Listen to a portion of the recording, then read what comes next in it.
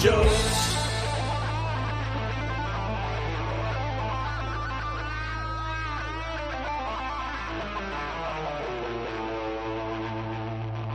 Welcome to the Regular Joes podcast. I'm Dave Pisani. I'm Barry Kay. And I'm Todd Pleasant. Lots going on out there. I feel like, well, we're going to talk about Superman, the movie, not called the movie Superman. As of you listening to this, it's out a week and a day, so you've had plenty of time. There will be spoilers. Yeah, if we were able to go see it, you should be able to go see it. Come on, people. Yes. Yeah, some of us will have seen it twice by the time you listen to this. Yeah, maybe more than one of us. I feel like I can't look at anything. Thankfully, having seen it, there is Superman stuff everywhere. Obviously, it's in my feeds because that's the kind of thing. But it's everywhere, and I'm fine with that. And I saw footage on my feed today of people shooting off their phone the end credit sequences and showing them on social media. I was like, it's one thing to have headlines. It's another thing to have bootleg video of scenes from the movie. Like I thought that was way over the top. I don't know what the deal is. But anyway, we're talking about Superman. We will give you warning when we get there. If you haven't seen it, you could stop and come back. But you should have seen it. So my guess, well, we'll get there. Yeah, we'll get there. Well, we'll see. This could be the end of a friendship because I was told the other day that if I didn't like it, somebody might not be able to be friends with me anymore. That is not what I said. I said I would severely question your values. That's what I'm saying. Oh, I didn't know you guys communicated about it. I have not communicated. He had not even seen it yet. Before I had seen it. I said, because one of us has once said, if you don't like this thing, you cannot be my friend. That wasn't me. I said, I don't think I would say that, but I would say I would severely question your values. That's all. So I sent Todd a picture, which caused him to more than text me, which is unusual for any of us at this day and age to actually make a phone call. But Todd called me after. I was blown away by this, and yeah. So, do I know what that picture is? Something Barry just built for me. The thing. You saw an unfinished picture of it. I sent Todd and the finished. We'll take pictures of it when I have it in hand, and we'll post it on Instagram. But it's I don't want but it's amazing. Well, thank you. Yeah, cool. Yeah. Meanwhile, Brian just throws a number at us out of nowhere, and I'm like, we don't even talk until we actually talk, and you're just throwing numbers at us. Yep. So. But we'll get to all of that. Brian, that number may have kept you off this episode. I'm just saying. That was a high number, though. I don't know. We'll see. I am interested. I'm interested. I actually went back and looked at my now incomplete superhero movie list that we had. I think we did for a show, but it's from 2023. Yeah, it's missing a chunk of bad Marvel movies at this point. It's definitely missing. It's not missing anything good, that's for sure. We'll have to update that. But I was curious. I'm like, where it's missing at least one good Marvel movie too. So I was going to say a couple of good Marvel movies. Yeah. Couple. What's the other one? Guardians and Deadpool. No, Guardians was on there. Oh, it is. Okay, I thought that was pre-Guardians. I was Deadpool. This the last one. The last, at least on that list, the last movie on there was the Marvels. Got it. Okay. So Deadpool and Wolverine would be the thing that is missing. That's not on. Yeah, true. Anyway, let's do some random. I don't have a ton, but Todd, what do you got? So Ryan Johnson's talking. Oh Jesus, I saw that. It's such bullshit. Oh my God. So bear with me for a second because I'm gonna read this quote. Okay. This is about how he feels about The Rise of Skywalker. In my perspective, JJ did the same thing with the third that I did with the second, which is not digging it up and undoing, just telling the story the way it was most compelling going forward. Not true. That means not just validating what came before, but recontextualizing it and evolving and changing the story moves as it moves forward. I don't feel resentful in some way. He picked up your garbage so and cleaned it. How much time did this dude spend reciting that in the mirror before he got that figuring out down a way to say that? Because dude, no. you shit all over his movie, and he did the best he could to get it back on track. That's what happened. Well, what's interesting is that at way. the time he used the words subverting expectations. That's what he said he did. Yes, He subverted I know. expectations. But now he's saying that JJ did the same thing. No, not really. JJ did the same Oh, thing. my God. His other thing is that now he's saying the alleged trilogy that he was going to do was never more than a vague concept. It was just fun ideas that he and Kathleen were kicking around, but there was never a plot or never anything to it. It was just something that, an idea, and he hopes to get back to it. And he said he's having fun doing his own thing, so he's in no rush to go back to it. Telling me But they he hopes offer to you a someday. Star Wars trilogy, you wouldn't stop making Knives Out movies and go make your Star Wars trilogy? Yeah.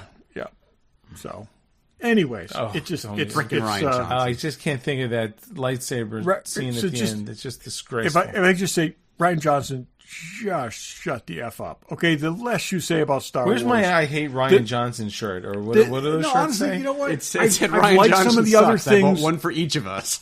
I have it. I have liked some of the other things he has done. I am just ready for him never to mention Star Wars again. That's all. So, start now. Okay. Yes, go. Barry, what do you got? Speaking of Star Wars, George Lucas is going to be at San Diego Comic-Con for the first time ever. He's doing a panel with Guillermo del Toro and Doug Chang. This part I don't quite understand. Moderated by Queen Latifah. Yeah, I don't get that at all. Okay. But whatever. Maybe she's a big Star Wars fan. She she had a talk show, so Yeah, I know, but it just if I were thinking of who could moderate this panel, I'm not sure she'd be the first person she to could come to probably mind. interview. She's. Well, you I have also nothing wanna against Queen You Latifah. want to get by the somebody way. that's not awestruck. That's going to be, it's It's got I to mean, be some we did see interviewer. Chris Rock interview. J.J. We did Abrams, see so- that, and that was pretty ridiculous. But I just, it's so funny. She was did a talk show for a long time. Now, then she did the Equalizer. So I guess she can interview people. I guess. I have no issue with it. It's just not. No, like I said, nothing against her at all. It's just not who I would have thought of. But they're going to explore the power of illustrated story and offer a sneak peek at the new Lucas Museum of Narrative Art. It will be on Sunday at San Diego Comic-Con in Hall H, and I wish I were going to be there. Hall H. Oh, interesting. Yeah, it's a big And hall. then people online are like asking, I wonder if he's going to do any signings. Like, seriously? yeah, come on. Nope, the people in Hall H don't do signings. They never do signings. I would like to see him do a signing. I would love to see him do a signing. He'll never do it. But I'm happy Donate to to see that he's charity. doing this. I hope it gets recorded. I hope I get to hear it because I'm not going to be there. I'm sure. Yeah. Yes, and yes. So let me ask anyone. This is a question for anybody. Who is the most oversaturated lead actor as of right now? Pedro Pascal. Exactly, Pedro Pascal. And I love Pedro Yeah, Pascal. probably. But I'm not he's saying everywhere. anything against him, but he's just everywhere. He's everywhere. I have discovered the most oversaturated supporting actor. Todd, do you want to give a guess? Ooh. You're more keyed into this guy than Barry, I believe. Oversaturated. You probably haven't seen all the stuff he's in. Anyway, so Patty Constantine, who was in House of the Dragon, was in he's Mobland. not. He's not even close to. No, but it's funny. There are two big made-for streaming movies out. There's Undercover or Deep Cover that I watched, and then this other thing that's very well watched, Heads of State. He's the bad guy in both of them. Yeah. He's been around for a long He has been time. around for a long time. And you don't notice him. Because, I'll see him in stuff. And since House of Dragons, I'll see him in stuff. And I'm like, oh, yeah, that's him too. And then I'll see him in something else like, that is also him. And he's one of those people that just kind of sneaks up on you. And, he'd been around for a long, long time. And now people are actually recognizing who he is. But it's funny that the two biggest streaming movies on two different networks. He's the bad guy in both. He's the same. I'm like, is this guy again? What the hell? So the people I was thinking of were Jeffrey Wright, who's absolutely everywhere. Okay. Not for the last couple of years. He's been in a whole lot of things. Yeah, maybe in the last couple of years. Oh, for sure. Giancarlo Esposito. He's definitely him. What is the dude's name from Kelly? What's the guy? Oh yeah, Mike Kelly. Mike Kelly. No. Yes. Or is that his acting name? I think that's actually his name. I don't know. Anyways, also, what's his face? The guy who plays Commissioner Gordon now. Is that Commissioner Gordon? Jeffrey Wright. No. Oh, you said it is Jeffrey Wright. I did say Jeffrey Wright. Yeah. I was thinking someone else. Yeah. So Jeffrey Wright, who was just in The Last of Us, and like I said, it is absolutely everywhere. Wendell Pierce is getting there too. We're seeing Pierce, a lot of Wendell Pierce. So, and he'll be in Jack Ryan season 5 coming up soon. Yes, that's right. When that doesn't happen. But have either of you guys seen while we're in random? You've seen either of these movies? No. They're both worth watching. Okay, definitely. Cool. Because you see a lot of this crap, and we never talked about the Old Guard. Was this guy Patty in Old Guard? He should have been. I still both of these are like comedy action movies, and they're both good. So I wanted to watch Old Guard 2 the other night, and I said to Maria, "Hey, do you remember we watched the first one a couple years ago?" And she had zero recollection of it. I put the trailer for the first movie discussion on. In my house. Like she's watching the trailer, and she's like, "I don't remember this." I'm like, "But we watched it. How do you not remember any of it?" I said that to Pam. I'm like, let's watch a short recap. We went to YouTube. There was a ton of stuff I didn't remember either. Yeah, but because we watched that and then we watched the movie. I feel like I need to rewatch the first one. Oh, you didn't watch Old Guard yet? No, I watched the first one, but not the second one. I watched the second one also. I have not yet, and I will this week once she gets caught up. So, but the other ones are good. Our girlfriend Bryce Dallas Howard's in one of them. Cool. But John Cena and Idris Elba and that Priyanka Chopra, whatever her name is. Yes. Priyanka. Is in it. Priyanka Chopra. Priyanka. They're all good, yeah. Anyway. Any other random? Todd, did you have anything else? No. All right, I'll just throw out, for what it's worth, I was a guest on the Live from the Man Cave YouTube show this past Monday, a week ago. Season 3, episode 26. So Tuesday. If anybody wants to... Yeah, it was last week, last Tuesday. So if anybody wants to go check that out and see more of me and hear more about my... You'll see him, not just hear him. Yes. And so we've been talking. It's definitive proof that Barry is not an AI construct. I'm real. So, and I'm spectacular. So we've been inspired to maybe start to dabble in video. So we'll see how that goes. But we've only been talking about it for like 2 years. But no, we're getting there. We're getting there. Before the year is out, I will land a man on the moon. No, before the decade's out, before this year's out, we will have video.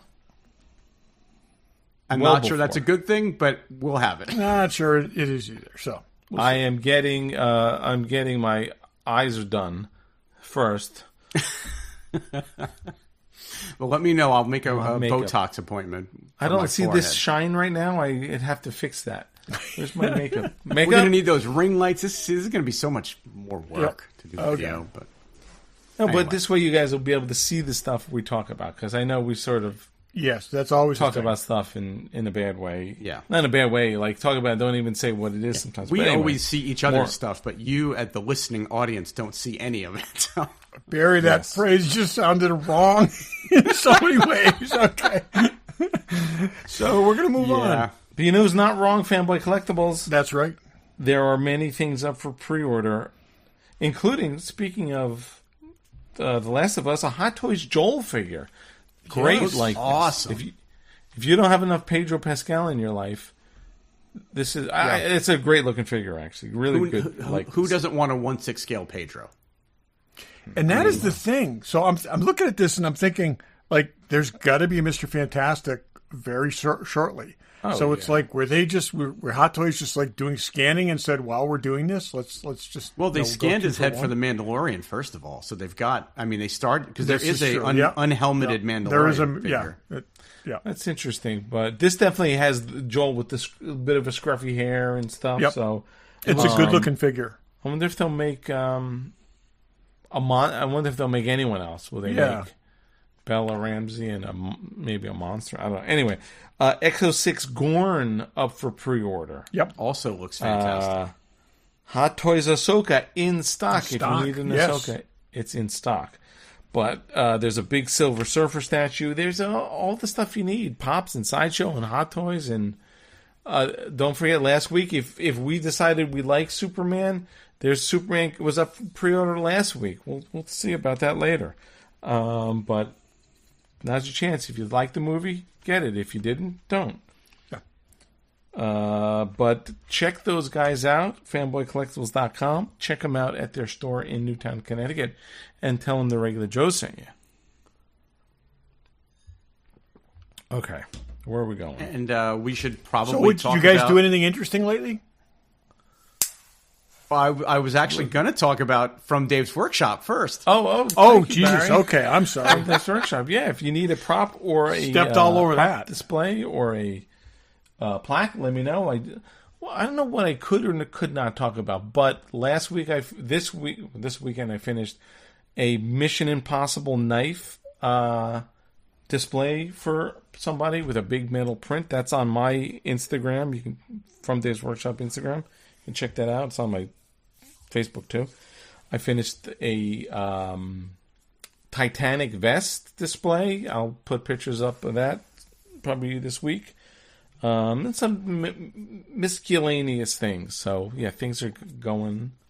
Got a bunch of plaques I'm working on this week. Something from someone in Japan I'm working on this week. So thanks for asking. This is a paid endorsement. Sure. From Dave'sWorkshop.com. Thank you. There you go.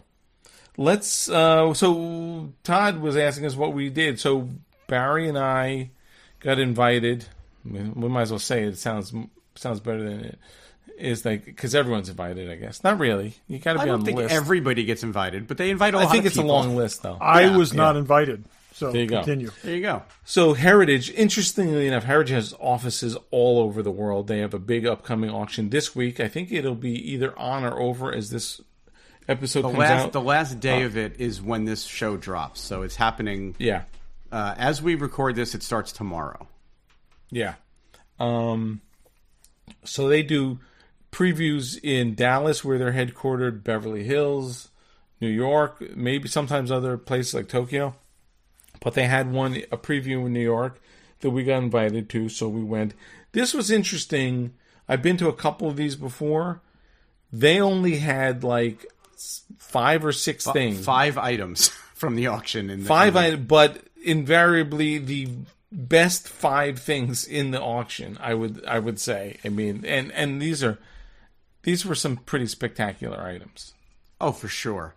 Yeah, and they had them each in their sort of own corner of the showroom or the gallery. So each one really had a very large display around it that really focused your eye right into where the prop was. So it was really nicely done. I mean, it's not like it was this tiny little space that just had 5 things in it. It was a large space that only had 5 things in it, but they were really featured in each of their... We'll throw those up on Instagram. I put them on From Dave's Workshop, and Barry put them on his own feed. But we'll throw them up on the regular we'll put them in the regular Joe's feeds, too. One. So let's talk about the 5 things that they had. They had Indiana Jones's whip from Last Crusade. Last Crusade, cool. That was once gifted to Prince Charles. And then I guess their charity sold it years later. Oh, right, yes. Yep. It's no longer. But there's a letter of authenticity. What the funny thing is, crazy letter. I mean, I think everyone who's there is pretty respectful. If you wanted to, you could grab it. No one did. There was like this tiny little stanchion. Nothing was behind glass. It wasn't behind glass. What? I'm saying nothing was behind glass. It was a little rope. Yeah. So it was like you could lean in, but that was the closest I've been to a whip, right? A real Indiana Jones whip, I think. Maybe not the closest I've been to one, but yes. There you go. But and they had this big poster of him, and it was really it's a belt whip. Each one of the items they had there was impressively displayed with a floor to ceiling poster or image or something. It was very, very nicely done. We'll post pictures of it. Yeah. So what's cool is this. Oh, go ahead. Wait, this is a belt whip. So there's like several whips. There's stunt whips. The belt whips tend to be shorter. They're 8-foot whips. So when you think of Indiana Jones whip, this is what it is. When he's whipping something, it's usually a whip that would never fit on his belt anyway. So, but this is What was really cool is because they had the letter of authenticity up on the wall right next to it, and it's like addressed to HRH, which I had to think about for a second, but His Royal Highness. His Highness, yes. Yeah, it's just crazy to think that was, whatever. Yeah. So the next thing over from the whip was, Dave? A genie bottle, one of probably several, but one of the original genie bottles. It came from a producer of the show, so it's definitely one of the genie bottles. And, for those of you who are, I Dream of Genie. I was going to say yes, younger. I Dream of Genie. Yes, and it's signed by Barbara Eden. Barbara Eden, thank you, Barbara Eden. And that, I questioned whether that actually adds to value of it or actually decreases value of it. Yeah. I personally think it decreases value, but I think so too. It's still awesome. It's signed on the bottom, which I think is perfectly fine. Good. On the underside? On the front. But it's signed in two places. On the underside, it's signed in 2 places. Now, I have a replica of that bottle signed by Barbara Eden, exact signature. That increases the price of the replica, I do think it decreases the price of the value of the original. It can be taken off. I would disagree with that. I think you can turn it around if that really bothers you. It's identical on all sides, right?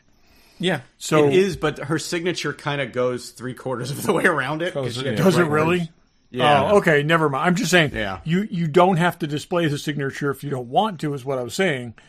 But I guess that's not the case. Well, we were chatting with one of the heritage, the people that work there, and I asked her that same question, and she actually kind of agreed that she thought it might actually, hurt the value a little bit. Like, she wasn't saying, "Oh my God, it totally destroys the value of it," but she said that it might go for more money if it hadn't have been signed like that. Honestly, that signature could be taken off. That if I was in the market for that signature would not stop me from buying it. No, yeah, and I also it's think signed in a Sharpie. Those Sharpies can be taken off. Right. It also opens up the market to people that would be interested if it's there. I mean, I think it gives a broader appeal. It may not make it worth more, but It's got a pretty big opening bid. It's got 20,000 opening bid. I'd be curious to see what that goes for.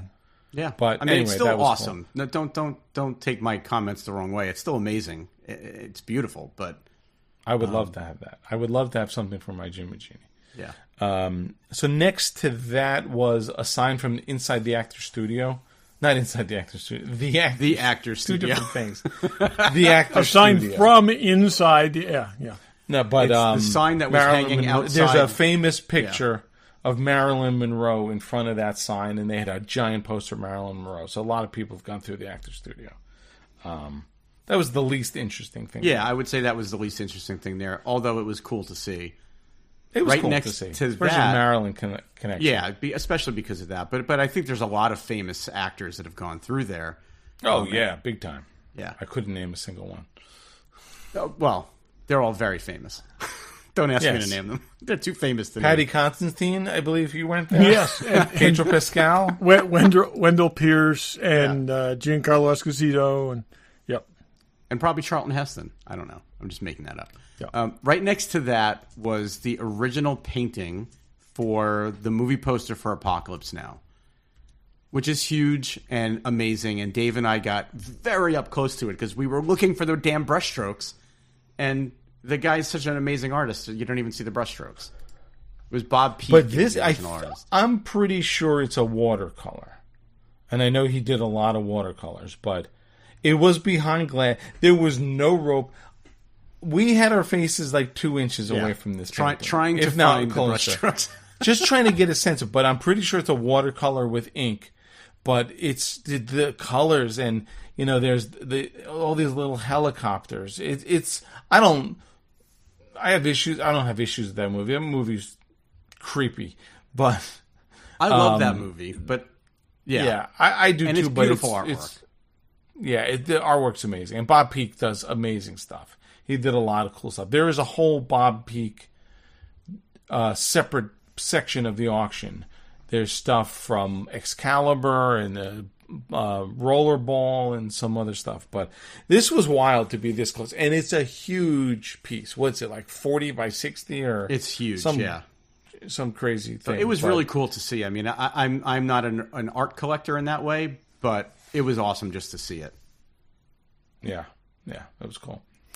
And just in case you were wondering, Anne Bancroft, Marlon Brando, Al Pacino, Alec Baldwin, Bradley Cooper, Ellen Barkin, Martin Balsam, Paul Newman, Bruce Dern, Ellen Burstyn, Eva Marie Saint, Harvey Keitel, Marilyn Monroe, Robert De Niro, and Kim Hunter, who played Nova. Zero. Zero. No, Zero. Kim Hunter is Zero. So some lightweights. Yeah, some serious lightweights. The Actor Studios fame. And supposedly that sign was found in like an antique store in Connecticut or something like it. Oh yeah. It's not like it was on the wall at the Actor Studio until somebody put it in the auction. It was found like in an antique store or something. Yeah. So the last thing they had there was one of 3 known examples. Now 3. There were only 2 before, of Rosebud from Citizen Kane. Steven Spielberg owns one. Someone else owns one. I don't know who else does. One of them's in private someone hands, else has yeah. One. Yeah. But this was a hardwood one. One Steven Spielberg is a balsa wood one that, in the spoiler if you haven't seen the movie, when they burn it at the end, so it could burn easily. But this is quite the find. Director Joe Dante owned it. Of Gremlins. And I don't know that everyone knew he had it. No, I don't think anybody outside of his, probably inner circle knew that he had it. Yeah. So he was filming a movie on a lot that used to be the old RKO Studios lot where Citizen Kane was made. And someone was throwing stuff out of a warehouse, and they're like, "Oh, there's this sled. Do you want it?" They were just tossing things into a burn pile, and yeah. It was crazy. So anyway, and we talk about how this stuff wasn't deal. behind glass. Like I expected this to be in a display case. No, it was on the floor on a big pile of cotton to look like it was in snow. I mean, it was displayed really well, but it was right there. I mean, again, I'm sure we would have gotten in a lot of trouble, but you could have reached over. Yeah, there and were a lot touched of heritage people milling around, but it was cool to see. I mean, you could be a foot from this thing. I mean, this is to me, this is up there with the Ruby Slippers. I mean, again, this is like an Maltese important movie. Falcon, Ruby Slippers level prop. Yeah, yes, absolutely. It was pretty cool to see, and the fact that it's sort of newly found, and the Stuff Dreams Are Made Of podcast is actually going to have Joe Dante on an episode this week talking about it. That I'm really interested. Yeah, I want to hear that. That's going to be good. Yeah. To hear like where it came from and stuff, but that was cool. Those were the things. I mean, but those are those. And what's really cool though, like things. You go to museums and sometimes it can be overwhelming. You even go to some auction previews and there's just so much there. It was kind of cool to have these 5 things just featured in their own ways and nothing else around them, so that nothing distracted you from these things. And it was I mean, obviously I always like hanging out with you, Dave. We had a good time. We went to a tiki bar before that and had some cocktails. We had a good night, but it was really cool. $30 tiki drink. $30 tiki drinks. Only in Manhattan, people. Only in Manhattan is right. But yeah, it was a great night, and we got to talk to somebody there who I had actually met years ago, and she works for Heritage now.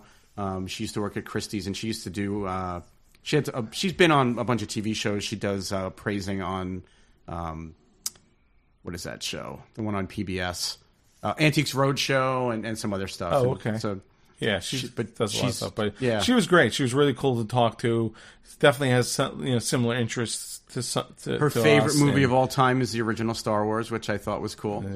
So Yeah, but yeah, she was fun to talk to. It was cool because it was like, she totally got where we were, what we're into. she had some interesting stories, by the way, when she worked at Christie's years ago. They were on the crew of people that had to appraise all of George Lucas's collections, not just his archive, but like his art collection and movie poster collections and stuff. So she had some interesting stories. We had a good time talking to her. Sure. So. Yeah, that was good. Yeah, and there'll be more previews soon, and we'll be there. So cool. All right. Very cool. So we all saw Superman. This is your chance. This is where the spoilers come in. Yeah. If you have not seen it, go see it. If you've seen it, go see it again. Okay, everybody's number. Go. No, I won't. Thought about doing that. Don't just start to set with a the number. tone. I mean, I know here's- you're both wearing Superman wanna hear T-shirts, so I know you both loved it. I mean, it's obvious. Well, that you both loved I it. would wear a Superman. I wore a I've Last worn Jedi this every day t-shirt. since I saw the movie. So I'll wash what? it when we get You done wore it tonight, every and day. I'll put it on again I tomorrow. honestly want to hear what Barry thought because I have a feeling I know So what let's Todd thought. let's start with Barry. Okay, let's start with me. So Yep. I was very upfront with you guys. I've said it on the show and off the show. I was a little worried based on the trailers, but James Gunn completely threaded the needle. There weren't too many characters. Everybody was there for a reason. It was a fun movie. I think that as long as you don't think too hard about some of it, it was thoroughly enjoyable. I really liked it. I'm very pleased with the movie. Okay, you can turn his audio back on. Could you repeat that, Barry? We can get into it as we go. I mean, I'll nitpick Yeah. a little, but I thought it was really good. It's funny. I mean, you say thread the needle. I wrote down, but we've said this before. No one does secondary characters the way he does. I mean, And boy, that's actually a good place to start because he threw 4-5 extra characters at you that no one had ever heard of. Okay, that no one ever other than me had ever heard of, and told you exactly enough about them that you knew what they without did. telling you about them. No, without saying, here's and Hawkgirl, and these are my here's who she powers. is." There was enough. You got enough about them, so you knew what they were, who they were. You understood how they fit into the story, and they actually made the primary character work better in some ways. So it was. He has an amazing ability to do that. He truly, truly does, and that was the thing that just, like I said, blew me away. I had the same concern you voiced several times, Barry, that like we're cramming all these people in this movie. If we had to do origin stories for all these people or whatever like this, He writes in such a way that you get what you need to know about these characters without having a freaking origin story. But even or the characters that anything. we are analog familiar to this, with, I was just going to say, even Yeah. characters we are familiar with. And I had said to you, just from watching the trailer, seeing Lois Lane flying a spaceship, I'm like, what the hell's going on? It made sense. You when want to saw the know? movie. it made sense. You It made never sense. that never popped into my head because it all made sense. And this is and what he did, and I gotta say, I'm thinking about this afterwards. He did this the way they did the additional characters in Invincible. You knew exactly enough you needed to know about these characters to have them be supporting characters without ever featuring them, and that is a tough thing to do. It's a very tough thing to do. And I got to say, his versions of each of these characters, both because I know all these characters well, tap into the essence of who these characters are, and make them more interesting. Because these are third and fourth tier characters, and I thought it was like you said, Mr. Terrific is far more interesting in this than he's ever been in the comics. I got to say, I've only been exposed to Mr. Terrific in, was it The Flash or was it in Green Arrow? One of those two things. Yeah. And I did you not mean like the him. I'm TV like, show of The Flash? Yeah. Yeah. Okay, because TV I don't show. remember ever seeing this character in Yeah, my he life. was he's in been the around, TV show. He's been around about 30 years, or 28 years, And It's a terrible an character update name, of by a. the way. I'll just say that. What's that? Mr. No, Trivia. but I don't mind he's her. I don't like the He's an T update. thing on his I know. face. I get that. He's an update of a 1940s character, and that's why he has an absurd name. But he is basically. But he was great. He was really one good. of the Did you smartest recognize people the on the actor? planet in the DC universe. Yeah. Yes, He's from. He's For All from For All Mankind. Mankind. I thought he was the sheriff from Those guys look alike. They a do lot. look yeah. alike. Yeah. He did, but he did the okay.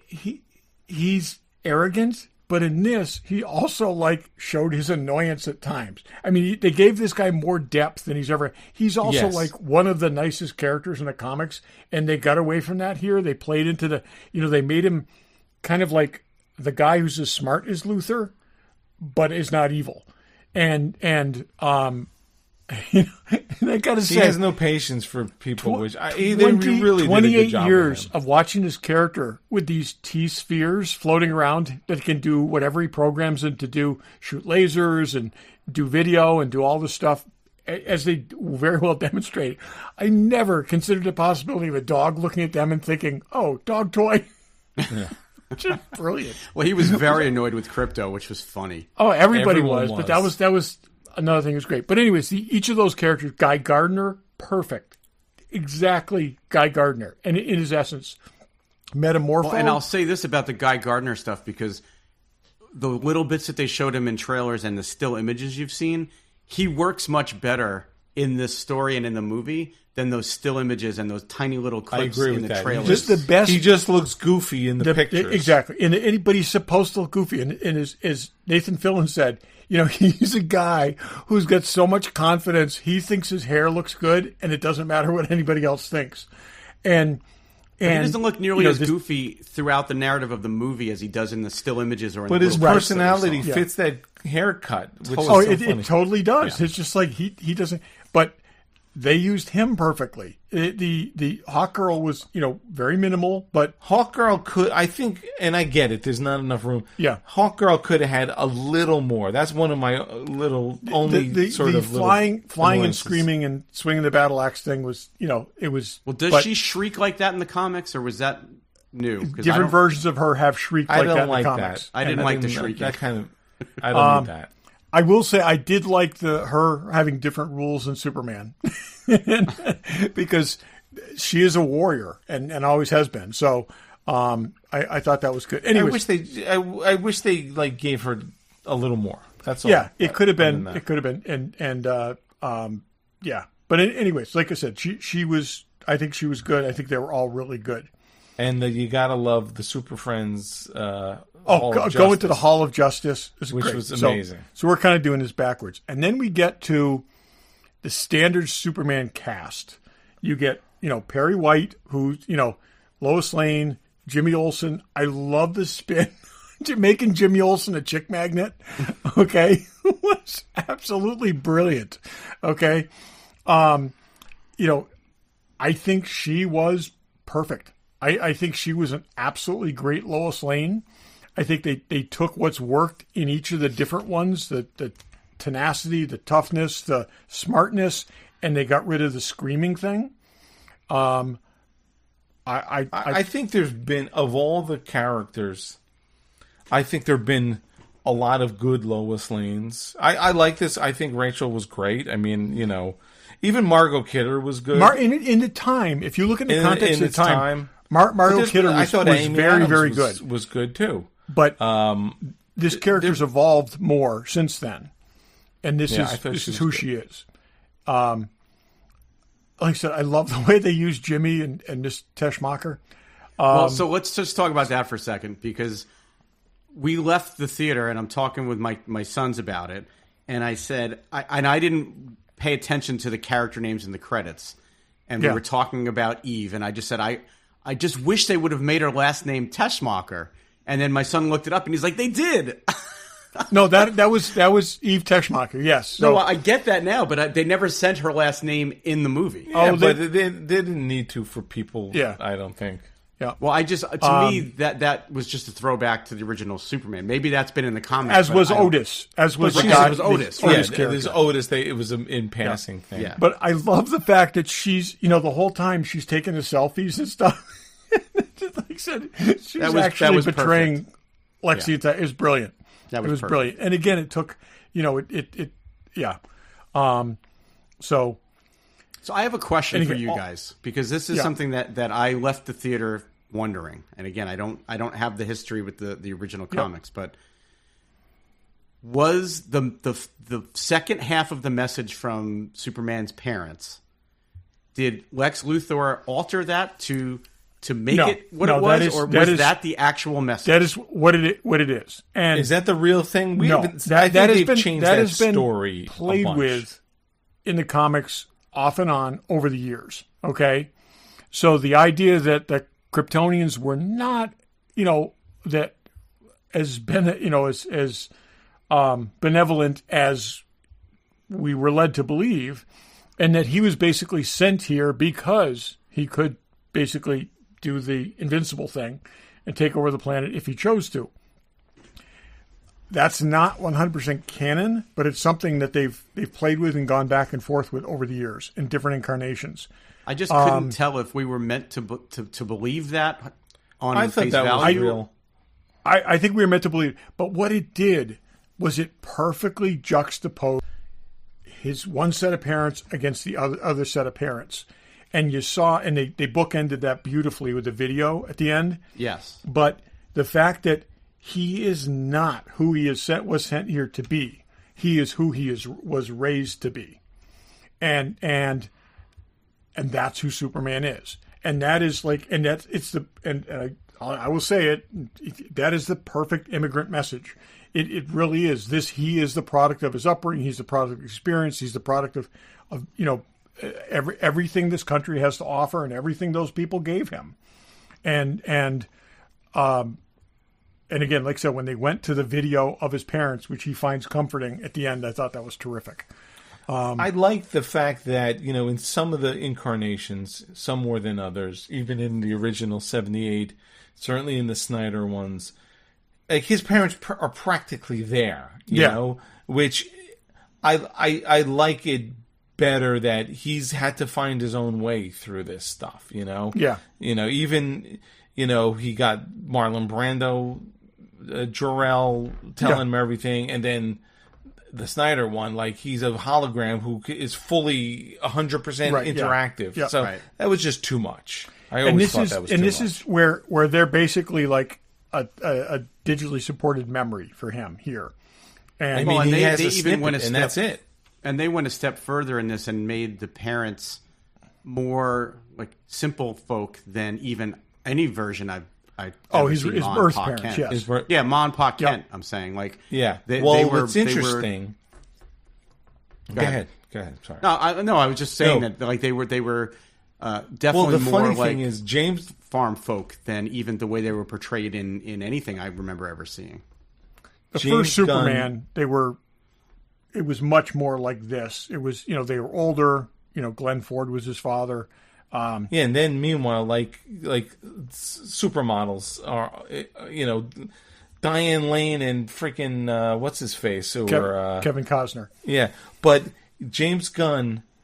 This is what's funny. So there's a guy on the Howard Stern show named Richard Christie who's from Kansas, and he has an accent, but they always play his parents on messages. His father always leaves messages about, we killed a raccoon today, and I ate it. It was roadkill, but it tasted pretty good. Like, those are real messages. James Gunn and Richard Christie are friends. So James Gunn asked Richard's parents, who he knows, to record all kinds of stuff. And that's who these characters are based on. You're serious? Great.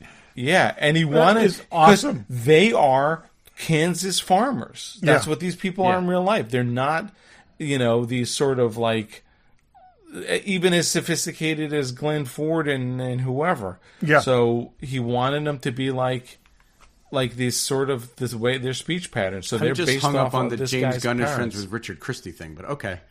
Yeah, and actually, James Gunn called into the show a couple weeks ago because Richard had said about his parents and said, yeah, I wanted them to be realistic. He said, I did not want them to be like these beautiful sort of people where we put a gray wig on. You know, it's Right. they're real. Yeah, people. no, and and they did a great job with that. So let's move on now to the two main characters in the movie, and I'm not talking about Superman and Lex. I'm talking about Superman and Krypto. How freaking brilliant was it to add the dog in, and the way they added the dog in?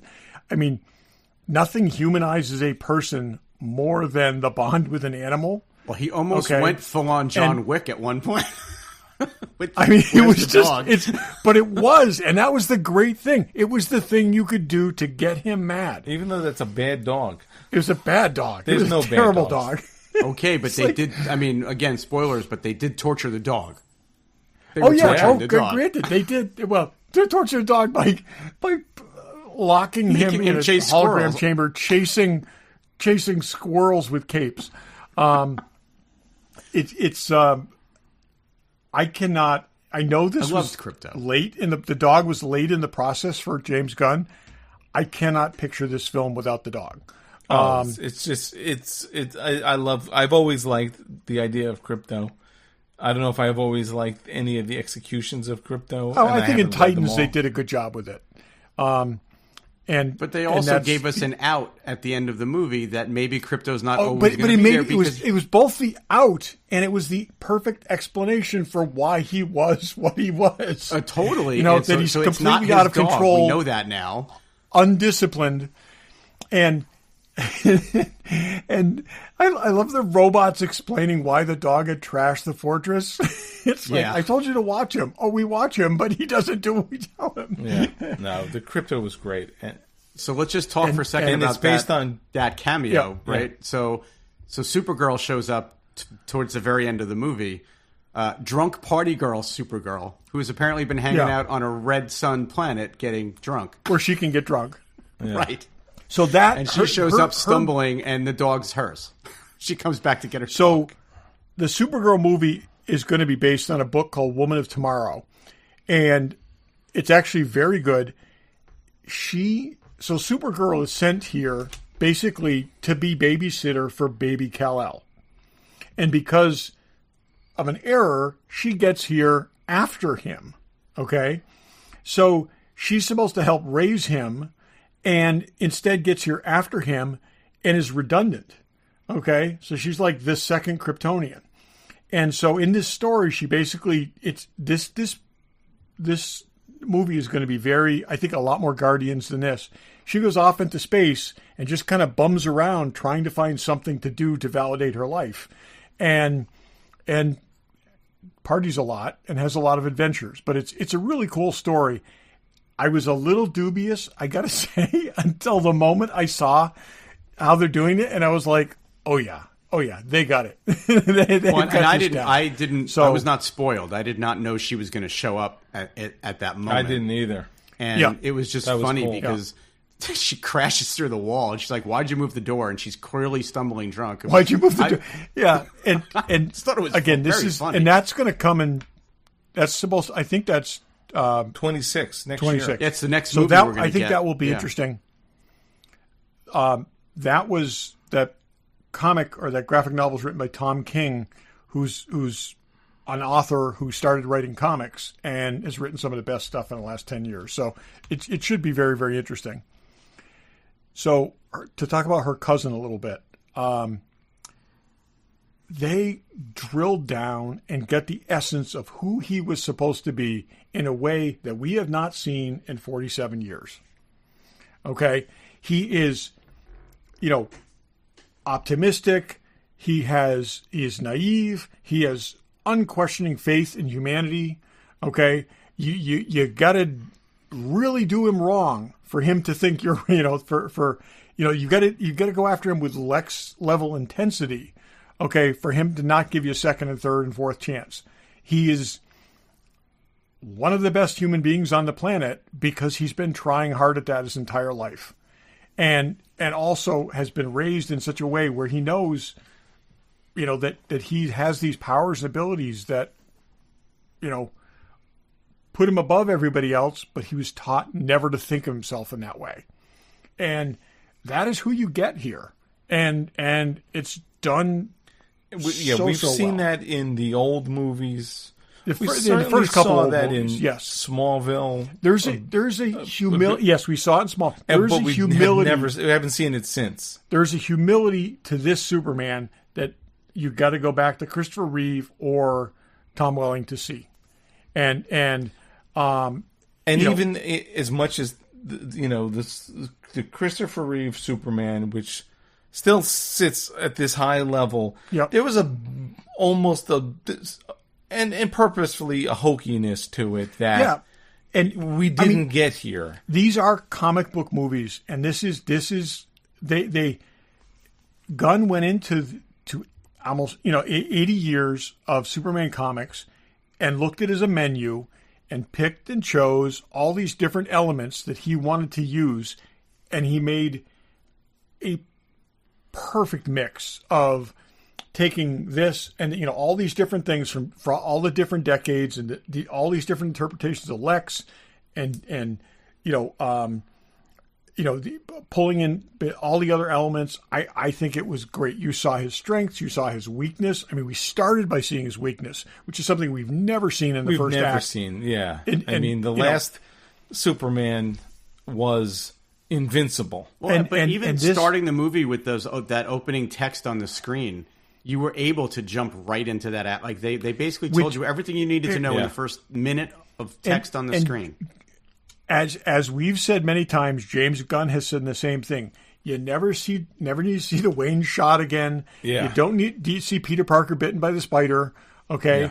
It's like all these things are such part of our zeitgeist that just go and tell the story.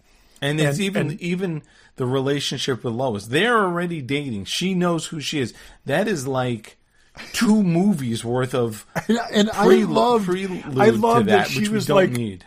Astonished that he just kept telling people his secret. When she met with that's Gang with the people. glasses. I don't know if that is like from the comics. That's a thing. That's brilliant. I'd never heard that before. Oh yeah, no, that's been a thing. But Guy Gardner, that was like, he's Clark Kent. Like, you're not supposed to tell. Why are you saying that? Why does he keep telling people just this? The idea that when he wears the Clark Kent glasses, everybody sees him differently than.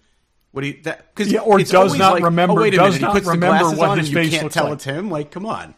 Was super clever. I thought it was a really smart that's something that they've touched on over the years, and the idea is it doesn't make his face look different. It makes it immemorable. So it just basically makes up. You're like, oh, Clark Kent. Yeah, I kind of remember what he looks like. Right, you're Clark Kent. Who made did Mr. Terrific make those glasses? No, somebody else. It was in the. I forget what it was in the comic, but anyways, it was an idea introduced in the comics a while ago, and then they forgot it. I think it might actually been in the John Byrne run, but it's come and gone a few times. But it's perfect. I also it's really like the perfect explanation for why he puts on the glasses and messes his hair, and but I really liked in the very first footage we ever saw from this movie over a year ago was the 2 of them in the apartment with something going on in the background. Obviously, they didn't show us the full special effects. I loved that whole sequence where the Justice Gang is out there fighting that giant starfish thing. They got it. And he's like, let them deal with it. And it's not even just that, is he knows he doesn't have to because he has confidence in them. He's not going to try, Batman would go out there no matter what. He knows that they can handle it, and if they need him, they'll call him. But yet he's not happy with their methods and doesn't like the fact that they do some even of the though things they do. Not always, but he knew he didn't have to get involved. But I love that they were showing us that whole battle. Kaiju guy, he was not happy about that. I do have a couple of nits to pick, and that kaiju is one of them. Okay, before we go to that, Dave, did you catch the squirrel rescue? Of course. Oh my God. It's so hokey and so Superman, but so perfect. I would do that. There's a squirrel that shows up on our deck every morning, and Pam I've gotten her to like squirrels. She gives it walnuts every morning. Yeah, again, but like I said, the fact that in the middle of this battle, he stops to move a squirrel out of the way. Yeah. Why would you not help a squirrel? I would hit a tree before He I would have hit a let the squirrel. woman I in the was car once in- die and save the squirrel. I know he would have. So Barry, what are your nitpicks? Well, just the kaiju. I mean, you brought him up. So, like, it was a fun battle, but, I mean, just Lex Luthor's access to technology in general, but the fact that they had a baby kaiju that they knew if they let it out of a wooden crate, it would just grow to be 20 stories I'm tall. fine Like, with that. Yeah. That didn't bother me. some of these He's things... in different universes. You didn't have a problem with that in Batman versus Superman. Some of these things you just have to, like I said at the very beginning. Yeah. If you just turn It's your a brain comic off a book thing. little bit, you just have to like ignore. But Like it was very comic booky, and I was surprised. We'll get back to your nitpicks. I was surprised how like fantastical it was while still being grounded. If that's Yeah. Because, but it should be like that. I mean, again, I'm not picking on 78 Superman, but it was almost too just. It's him, and then there's nothing else that's fantastical. Right. But again, it's also because you remember the tagline from that movie was "You will believe a man can fly." Okay, that's a given now. Right. Okay, we're not. Absolutely. It was and in for this its time, we're it not. was the We're right not thing. blown away by. But I'm saying we're no longer blown away by wire work. Okay. But So- James Gunn was also introducing a world where there's metahumans. So like it is already Oh, a yeah. fantastical world, and there's a lot more going on than just we have one being from another planet. 3 other people show up who can fly. Okay, Yeah, and I think just- that's part of the world building he's doing to set up the DC universe, because that is all true in the DC universe. Anyway, go ahead. Yeah. Yeah, and look, What else I'm you not looking to pick it apart. There were, you just have to throw physics out the window, because when a building is literally falling over and it's like this, you can't just hold it up over here and have the whole giant I thought 20-story the same building thing. not fall down. Yeah, I agree Like, with that. so some That's of a that I comic was like, book okay, for you. just pretend. But so I do have a question for you guys, because I distinctly remember one of your biggest criticisms of Man of Steel was all of the destruction. And there was a lot of destruction in this movie too. It's okay in this one. No. I thought about that, and that's my only criticism of this movie. And I get it was getting to a place, but I feel they could have done it a different way. My issue with Man of Steel was the people running and screaming at street level as buildings were collapsing behind them was very 9/11 evocative. They evacuated Metropolis. The Avengers were smart to do it, to shoot much higher, and had they were fighting in the sky over the city, and buildings were getting hit, and people inside offices were shrieking and screaming, but you didn't see the buildings collapsing and people running at ground level screaming. Okay, that was a conscious choice they made. In this, you didn't see that as much. You did see the damage and stuff like that, but they were also evacuating the city. They were at trying the same to, time. yeah. I mean, when the I'm Earth with is you, cracking Barry. in half, there's not a lot of places you can run There's to. not a lot you can do. I'll also say to what you're saying, Barry, about like some of the technology that Luthor had and the stuff that he was able to do. If you give no regard to safeguards whatsoever, if you give no thought to the consequences, you could do amazing things. And that was the Luthor thing. Luthor so was focused on, creating these things and doing all this stuff with no thought whatsoever to the consequences. That's how you make kaijus that blow up overnight. I get that. And how but you make to me, the pocket universe thing and how much stuff was going on in there. Seemingly, he'd been at this for a long time. He doesn't seem old enough. Like there was, like I said, I'm not trying to nitpick it apart. He's been a genius since he was 15. Yeah. Exactly. While we're talking about Lex, I think not only do I think he's the best Lex Luthor we've ever seen, I think he's the only Lex Luthor that we've seen that is even remotely has the ability to be a villain for Superman. I mean, again, and I'm not picking on this movie because it's old and it had to do what it did, but Gene Hackman was just a dude with money. Lex is like a genius, and He's a complete genius. everything but at his also capability. A spoiled rich guy, okay, who's basically, doesn't know what to do when he's challenged other than have a temper tantrum. And, he's like one of these out of control tech millionaire guys. He's seeped in using his technology to do something, and he did seem like a viable villain for the for cloning Superman. of Superman. None of this felt a little forced, though. Like that to me was like okay. So let me ask you this: at what point did you realize that he was a clone of Superman? I did not. I didn't until his helmet cracked open. I called it, super early on. Okay, and as soon as when I realized that he wasn't Black Noir, or Snake Eyes. I mean, there's a lot of people that look like that character. But there was a reason he had a mask on, okay? And at the point that you saw them walking together, they used two actors that had the same height, the same build, and the same stature, and I was like, that's the clone. And again, that's Connor Kent is a clone of Superman. This is they've done this a number of times. Luthor explained how he did it. This is exactly how he did it. He was and I thought that made a lot more sense other than him being General Zod or some other Kryptonian that they pull out of the woodwork. And also, don't think too hard about the cloning technology because he was seemingly the same age as Superman too. And that's every clone. Messed up. Okay, and messed up because the same thing as making the giant kaiju. Okay, he could do all this stuff, but he wasn't. His brain wasn't developed enough that they didn't have to control him pretty much like a robot and give him things.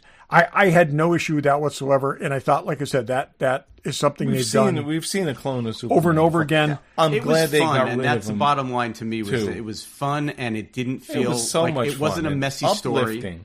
It wasn't a messy story. Yep. I was worried that there were so many characters. It was a complicated story, but it wasn't messy. It wasn't. You don't get. But that's the magic of James Gunn. He can weave all that together and still, like I said, thread the needle and land the. Oh yeah, when you get the to plane. the Boravia plot and you get to all this kind of stuff and everything that was woven together, you could juggle a lot of stuff. I think I agree with you, Dave, on the Lex thing. I think this Lex conveyed menace.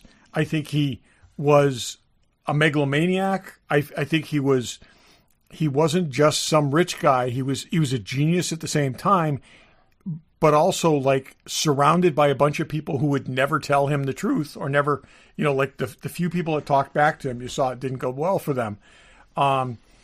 The callousness with which he executes a guy and just his anger. We never saw any of that. Maybe from that stupid Jesse Eisenberg. But I love that he executes the guy, but then he's like, "Oh, that went faster than I thought it would." Like he didn't actually think he was going to kill him right then and there. Because it's like everybody who thinks seen Russian roulette. A great job. Yeah, he was really good. This is really the only decent Lex we've ever seen in on the screen, as far as I'm concerned. On the screen, I think Michael Rosenberg could have become this Lex. He could have, but we never got him to that point. But yeah, there's a lot of. But he was out of control. The having him, Elon Musk could turn into this if he wanted. But this is the thing though. This guy is all consumed by the idea that he has put his entire life into being, the smartest, and all this other stuff. He's had all these advantages and whatever. And this guy comes out of nowhere, okay, and is loved by everyone, and he cannot handle that. Yeah. And the thing on the talk show was perfect, where he's trying to spin it and trying to make, convince everybody what a great menace he is and that he's been the one who's known it all along. That just worked perfect. And my son commented to me today, and I he probably read this somewhere, but he was like, if you also look at James Gunn's story, James Gunn kind of gets canceled in a very similar public way that Superman gets canceled in this movie, and his friends got involved and helped, clear his name, and it's very similar to James Gunn was critical of a political figure. That political figure's army mobilized against him, publicized a bunch of things that conservative talk shows and stuff like this publicized all this stuff. They got him fired at Disney, and by Marvel, Disney, and who ultimately recanted on that. But that is why this movie exists. Yeah, I'm sure So- that there were elements of his own personal experience that he drew from in some of this. Oh yeah, no, absolutely, and there's no question about that whatsoever.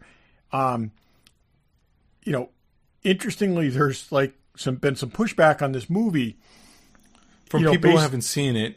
Well, no, but already. I'm saying, but like making, particularly like Dean Cain, Yeah. who thinks it's too woke, thinks they play too hard into the immigrant thing, makes a specific comment about the guy wearing someone made a specific comment about the guy wearing the hood arresting him, okay, but then says he hasn't seen the movie. So Yeah. Guess what? All that shit's happening. see the freaking movie, and all that shit's happening. So.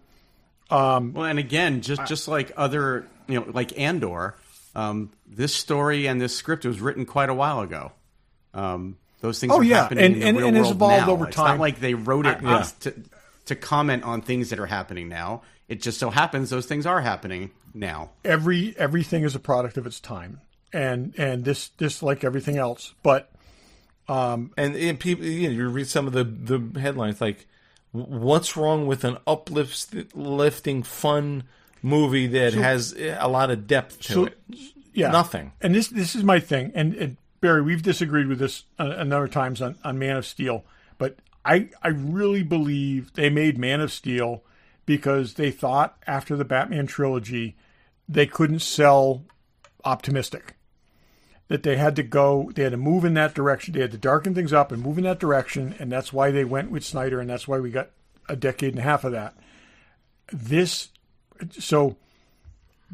absolutely proves that you can go optimistic, you can go, you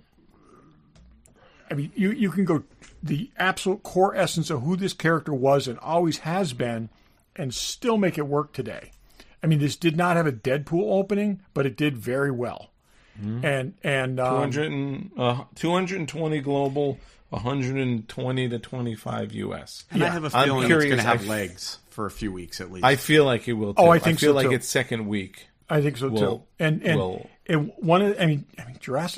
Jurassic Park film is still dominating and is making crazy money. It will be interesting to see how this compares with the next superhero entry, but I think they should be very pleased with how it did. I think James Gunn should get a tremendous amount of credit for this. I do not think this was anyone's vision of a superhero movie that would succeed other than James Gunn's, and he made this work. It's a strong movie, and it's a fun movie, every single and it level needed to be fun.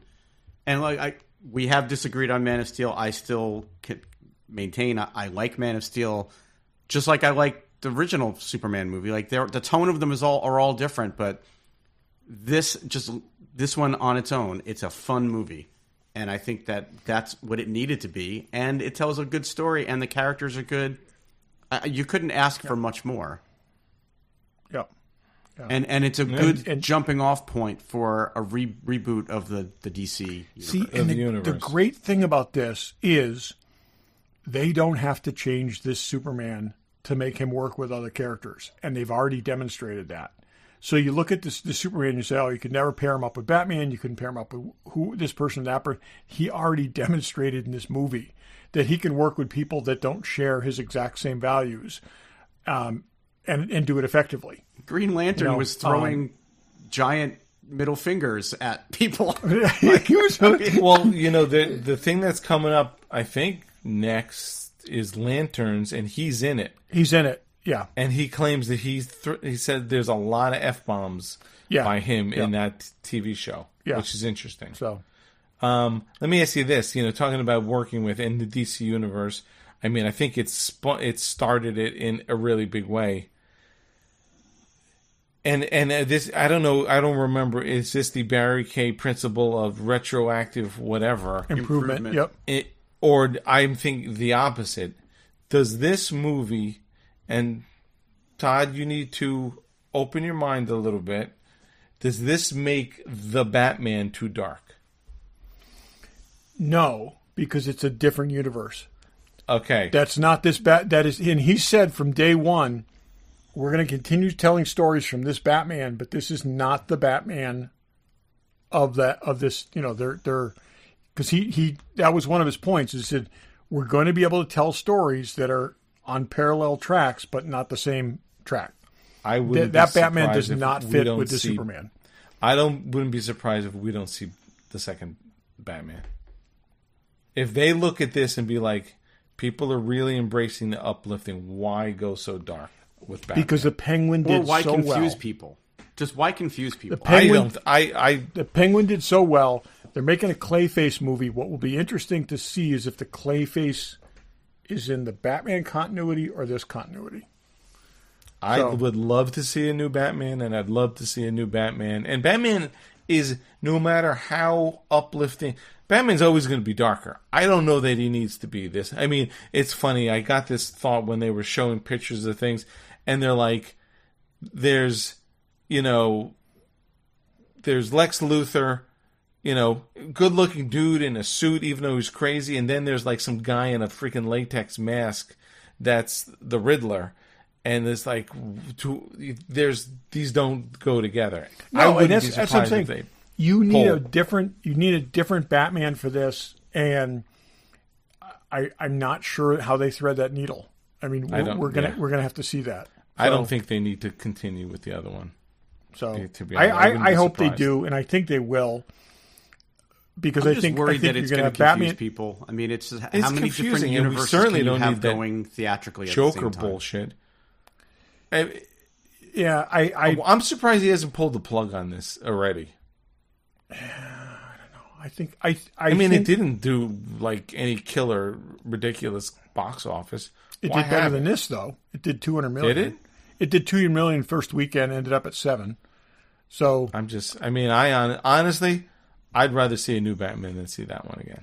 Yeah, but I'll tell you, the Batman that will fit in with this universe is not going to be an interesting Batman. Okay, maybe why not? He's already said there's going to be a Justice League movie at some point. He's going to bring in a new. Think about what about not old and crazy? What about the Michael Keaton Batman from The Flash? That could fit in with this universe. Something like that. I will say this: is Batman is the last person that you need on the Justice League, anyways. Okay, he doesn't have any superpowers. Okay. He's a brilliant tactician, and he has a lot of money. But I'm saying they could go a long ways without bringing a Batman into this. And they're not going to. I'm telling you, they're not going to. Okay. We'll see. Anyway.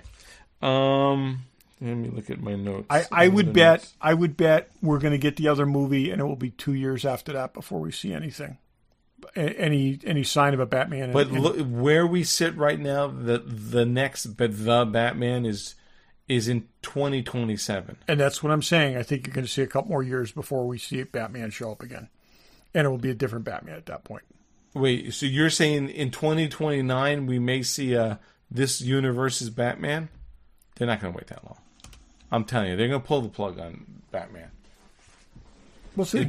And honestly, it'd be a smart move. I enjoyed it too, but it is freaking dark. Who needs that? Yeah, but it's okay. Every version of Batman that's sold since 1966 has been dark, and we're not going to go back. We all liked the Nolan Batman, but it wasn't as dark as that thing. No, but it's only a couple notches lighter than that thing. Okay, look at Heath Ledger's Joker in that. Yeah, he's a sociopath. Sure.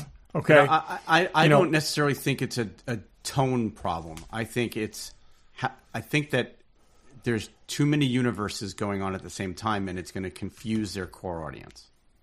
I'm just curious, even if everything that's on the board is dependent on how this movie did, and if this movie is as well received and does the box office it does.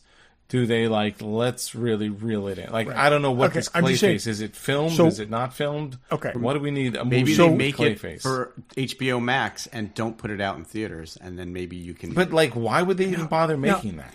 Okay, I'm telling you, Batman is like the worst team player across the board. If they can make a Batman movie that sells, okay, and develop other heroes for the Justice League, have another Wonder Woman, which everyone is going to get behind and be excited about because it's Barry's girlfriend. Who is it? Who's it going to be? It's going to be what's her name? Barry. The woman that played Bix. No, it's going to be. They said somebody else. And they're talking about Ana de Armas. Is that what you just said? No, Bix, the woman that played Bix in Andor. No, they're talking about Ana de Armas too. She's too short though. She's too old. So, anyways, like I said, I think they're going to. Don't think conventionally with James Gunn. I think they're going to develop other heroes, and we're going to see a much bigger Justice League and larger global level threats that are not suited to Batman. And I think Batman's going to continue on its own track. So I don't. Why would they even make a Clayface movie? I don't even get it. That makes no sense.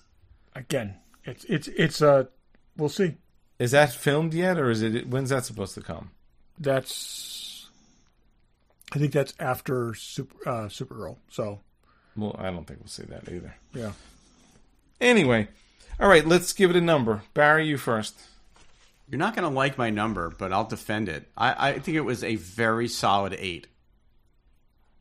Okay. What's Man of Steel? 7. Oh, okay. This makes Man of Steel worse. It does have the... It does. Opposite. It does make it worse. Todd? It's a 9.5. I'd say it's a 9. I think it really is a 9.5. I'm not there yet. I was 9 when I walked out, and thinking about it, I will confirm this tomorrow night when I see it a second time. I want to see it in IMAX. I think it's a 9.5, and I think if you put this in the pantheon of DC films, it's a 9.75. And here's my problem. I don't feel compelled to see it again, like, right away. Oh, I totally do. Oh, God, I do too. Yep. That's why I'm going 8. Barry, why do you hate dogs and squirrels so much? Listen, I thoroughly enjoyed this movie. I really did. I don't feel like, oh my God, I need to go back and see this again right away. And I do. Okay, that's why I'm going 8 instead of 9. You watched Andor 3 times. So Andor was worth watching 3 times. Oh my God. The first great superhero film was Superman the movie. Okay. And this is the first thing in 47 years that treats that character the way it needs to be treated. It's not a cash grab like the subsequent Superman films were. Despite what freaking Warner Brothers is doing, Superman's on everything from Dog That's fine. That's what you got to do today. Part of that James Gunn must be part of that is making money and licensing, but part of it's also keeping it in the public consciousness. If those boxes of cereal are on the stands 2 months from now, people can say, I really should see Superman. It's modern marketing, but I'm saying this is respectful of the character in a way they haven't been for a very, very long time. And I think it works on every single level. I think there's 2 or 3 little things that I thought, were a little excessive, but I didn't make the movie. So now I wish I didn't have only a $9 Superman T-shirt. Yeah, you get the scratchy one. So it's actually not bad for $9. I'm good with the classic logo, but I will buy one of the new logo ones. So okay. Let's do a very quick what's in the box just to do it because we're late. Show you with the box. What was in the box? What's in the box? What's in the box? Regular Joe's What's in the Box. Barry, what's in the box? And I will also say, once again, I don't think it matters how long these shows go, so you don't have to keep talking about That's it. right. People, Yeah. people don't care. No. We're at 118 minutes, everybody. Other than you, nobody cares how long the show is. But anyway, I just got Someone's got to keep this thing on the track. Well, it's okay, but we could be an hour and a half. This is one of the only vintage Kenner blaster toys I didn't have. This is a Scout Trooper pistol. I finally found a nice one. The sticker on this side is a little better than the sticker on this side, but it's in overall great shape. I have not put batteries in it yet to test it, but I'm now only missing one vintage Kenner blaster from having all of them. So this is the Biker Scout blaster toy from Kenner. That's cool. From I Return like of the that. Jedi. Do you have those displayed somewhere, Barry, or you just? I do. I have just have there's the box. 3 Han Solo blasters, one from each movie. I have them displayed with my vintage Star Wars toys. I've got to get a stand or something to put this on so that I can display it properly. And I do who have. could make you that stand? I do. You I know who think could make From a Dave's stand for Workshop could definitely make me Fanboy that stand. Collectibles. Oh no. Oh yeah. I actually have the one that I'm missing is the 3-position laser rifle, which is the gun that my Stormtrooper's holding, just painted and with things added to it. I bought that 20 years ago from somebody who had built it out to make it more like a real Stormtrooper gun. And I've since had Roger Christian sign that one. So I do have that toy, but not in original toy condition. So I'm on the hunt for that now. Dave, what's in the box? I have an action figure that I came across when Brian, our friend Brian, was talking about his 1/6 scale space pod. He was like, "Oh, I have the space pod from Lost in Space." He's like, "I have the wrong size figures," and I'm like, "Oh, you got to buy the new ones." And I found John Robinson. Oh, that's great. At a big discount. Oh, cool. These are not the greatest figures, but there are not many Lost in Space figures. This thing was like more than 50% off. Wow, And that is the some really nice good looking John velour. Robinson figure is crazy expensive. Ooh, right? I keep hitting my microphone. Sorry. Yeah, it's very shiny. It's not as shiny in person, but yeah, the one with him with the jetpack is still very expensive. It's like $500. So this is a better. This was like $60. It's nice Oh, for that's $60. great. It's real nice. Yeah.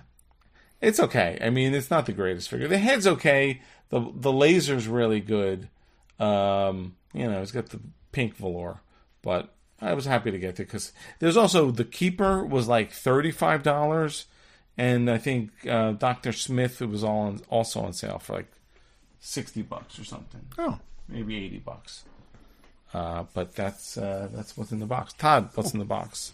so it was my birthday last week, and Karen got me a set of an 8-piece set of Star Trek flatware, and this is, or actually tableware. This is they're really cool. So the plates are the Enterprise saucer section. That's cool. It is And really it's cool. It's stoneware. It's like Oh, it's not plastic. I thought it was plastic. no. This is stoneware. I've eaten off this. I've microwaved it. I've had cereal out of the bowl already. Those are it's very great. cool. That's cool. It's You need to it take is pictures of very, those so very we cool. can post those. yeah. Yeah. When you guys visit, we'll definitely have a meal on these things. So Those are awesome. That's cool. yeah, so very, very pleased. And they're it is made by okay. So No manufacturer I on the can't box. tell. But anyways, it does have it says it's got StarTrek.com in the back, so it's authorized. But anyways, very, very cool, and it's check it out. It's it's great. It's great. Those are cool. Dave, what do you very got? cool. Dave, We did it is already. We did everybody. Oh, We're all okay, done. right. Okay, We did wow. the John Robinson. That's right. You did John Robinson. Sorry, it's been a long show. I'm getting tired. It's a long Well, it's show. because we go Why too do we go long. on right? this long, Dave? If Why do you Dave let would this only go on keep like us on this, Dave? track. Exactly. Exactly. Okay, next week something completely different. We'll have had the auction. We'll probably talk about some of the items, see what those things go for. We're really curious what the sled goes for. Yeah, I'm really there's curious, 'cause Various thoughts from $500,000 to $10 million. Who knows? It's But- got to go for over $1 million. It has to. I would. I'm saying If two. it- I am It saying should two. be 10. Yeah, 5, no. it'd be happy. My guess is that whip is going to go for big money. That is the provenance of that whip is huge, and whips Yes. have been going for really good money. So we'll talk a little bit about that, and there'll be some other stuff. And the people that are really into the movie poster art are claiming that Apocalypse Now art is the greatest movie poster art to ever come to auction. So I'm very curious to see what that sells for too. We'll see about that. Amazing. Yeah. And thanks for listening. Thanks for listening. Thanks for listening.